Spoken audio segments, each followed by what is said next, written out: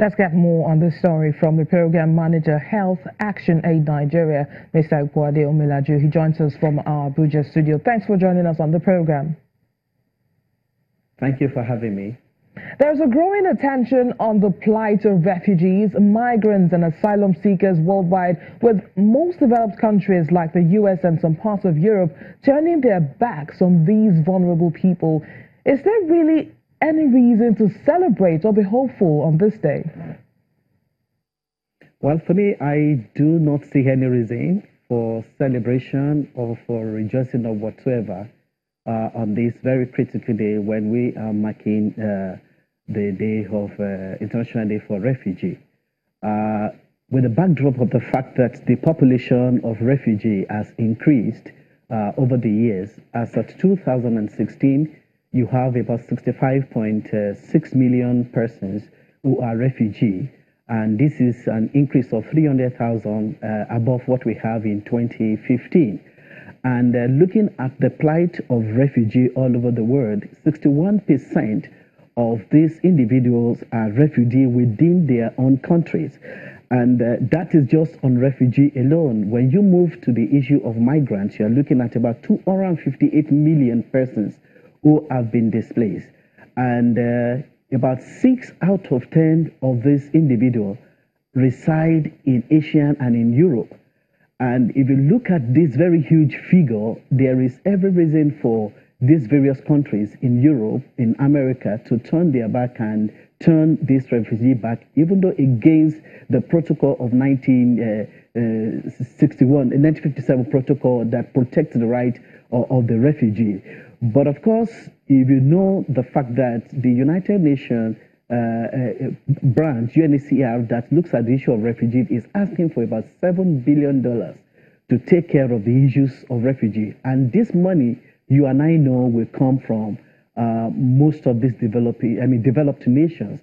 And coupled with the fact that their own economy have not been witnessing a good time in recent years. So the population of refugee is further bothering, is further creating a lot of burden in most of these European countries. And that results in most refugees being turned back. However, this is also not supposed to be, but what will they do in this kind of situation? And for me, with this geometrical increase in the population of refugees all over the world, there is really no reason for us to celebrate. It's the time for us to think and look deep. How do we have good governance? How do we have curb violence, extremism in all our countries, and ensure that people are not forced out of their comfort zone to other countries of the world? Now, talking about why they are being forced out of their homes now, what are the major reasons why these refugees flee their homes, and how can their rights be protected even when they are far away from home? Well, it's very clear that there has been an increased violence across the world, most especially in Africa. Of course, we have our own that we're dealing with in Nigeria. We have Boko Haram in the northeast.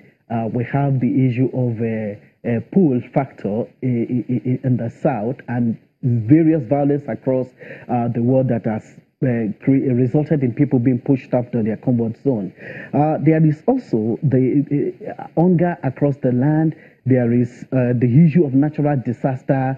You are also looking at the issue of bad governance, where the economy is so poor, the youth do not have job unemployment, and they need to move out of the various countries to look for greener pasture, as the saying goes. But when you're talking about the right of the refugees being protected out of their own country, it is clear that there is a United Nations a Refugee Convention of 1957 that protects the right of every refugee, and which was further substantiated in 1967 during the convention, that no refugee must be forced back to where they are coming from, where they feel that their lives and livelihood is under threat. And these are international protocols and guidelines that protect the rights of refugees. But you and I know what has happened to a lot of refugees in Libya of recent, where their organs are being sold, where so many of them have died across the sea, where they are being sold as slaves, is a serious story that was brought to fore by BBC of recent. And the rights of the refugees supposed to be protected. There are international protocols that sit to this fact. Now, you've talked about the fact protocols are now being followed is another thing. You've talked about the fact that the rights of the refugees have to be protected, and a lot of humanitarian organizations are pitching in to help the displaced people find their feet. But what difference is Action Aid making to protect migrants and refugees, especially Nigerians who, after risking their lives to get to Europe, have come back home empty-handed? Yeah. Well, for Action Aid Nigeria, there are various programs that we embark upon to support those who are returned from those countries. For instance, in Edo State and in Borno State, we have trained 1,500 in Edo State on skill acquisition in various areas of skills as they return back.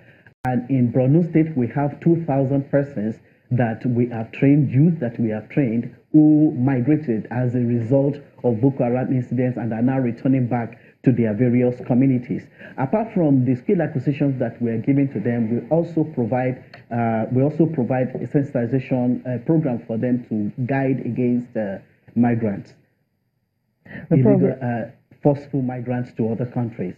And presently, we are organizing a program that is Art for Development between 24 and 26 that will help this youth to refocus their strength in area of getting skills for art productions. The Program Manager, Health, Action Aid Nigeria, Mr. Ifuade Omilaju, thanks for speaking with us on the program. And to other stories now, low stocks and a jihadist uprising have left nearly 1 million people in need of food aid in Burkina Faso. The World Food Programme is distributing food aid in affected areas, while the government is providing subsidies for cereals to help improve things. Much of West Africa's Sahel region, a semi-arid belt below the Sahara, is facing its worst hunger crisis in years due to erratic rains. Food shortages and conflicts have left millions in Burkina Faso hungry in recent months, as much of West Africa's Sahel, a semi-arid belt below the Sahara, is facing its worst hunger in years after erratic rains. Burahima Konfe, who lives in Port Bengao, says his family has been forced to cut down on meals.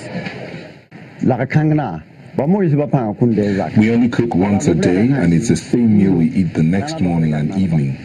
My wife and I have been fasting during Ramadan, but I also have to watch the children so that they do not waste food. Breakfast is a dream at the moment. The granaries are empty, and this is very serious, not just for us, but for the whole village.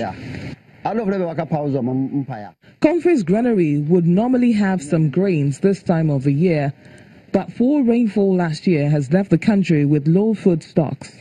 The dry season, which traditionally lasted from mid-February to June, is increasingly extending into July and August, delaying the start of the much-needed rainfall for planting. At a marketplace in Pobe Mengao, traders complain that they are having a hard time selling food due to price hikes brought about by food scarcity. The price of cereals has gone up by at least 35 US cents and has almost doubled in some parts of the country. There has been a huge increase in grain prices. The price of a box of millet goes from 250 to 450 sefa. That of sorghum from 200 to 400 sefa. English potatoes from 450 to 750 francs, and beans from 400 to 650 francs.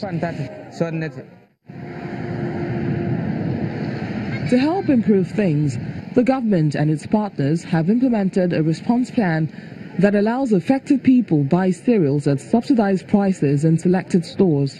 We can say from the balance sheet that we had a deficit of 477,000 tons compared to last year, or 11.03%. It's still a difficult situation.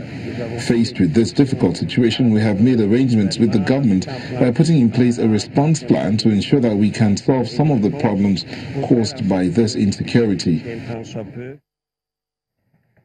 Still to come on the program, Nigerian President Muhammadu Buhari signs the 2018 appropriation bill into law. Please stay with us.